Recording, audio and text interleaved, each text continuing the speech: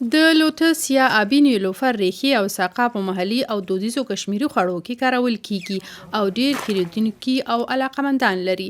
په کشمیر کې بزګران د صحي خطرونو په منلو سره د دې بوټي ساقه او ریښې د کوچنیو کښتیو په واسطه راټولوي او بیا یې په اوبو کې اچوي او بالاخره یې په بازار کې په خورا ټیټه بیه پلوري.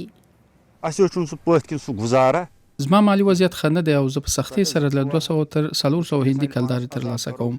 کله چې زه ډیر سخت کار وکړم لاسونه او پښې مې بیا کار نه کوي. کله چې زه د خپلې درملنې لپاره ډاکټر ته لاړ شم هغه وایي چې دلیل یې په ژمي کې د آبي نیلوفر د ریښو راټولول دي چې دغه ستونزه جوړوي.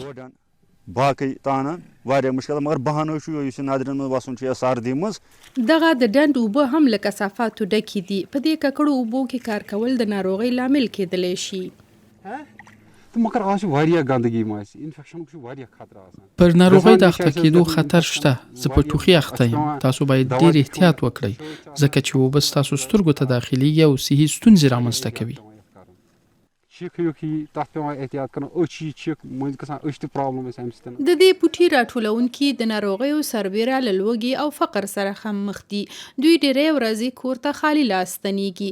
دغه بزګران وایي چې د دې بوټي د راټولولو له خطرونو سره بیا هم دې کار ته دوام ورکوي ځکه چې د عاید لپاره بله بدیله لاره نه لري.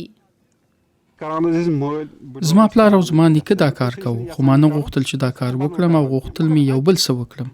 خو دلته په کشمیر کې هیڅ شی نه دی پاتې نو زه باید دا کار وکړم څو خپل کور او ژوند یې په مرسته مخ ته یوسم.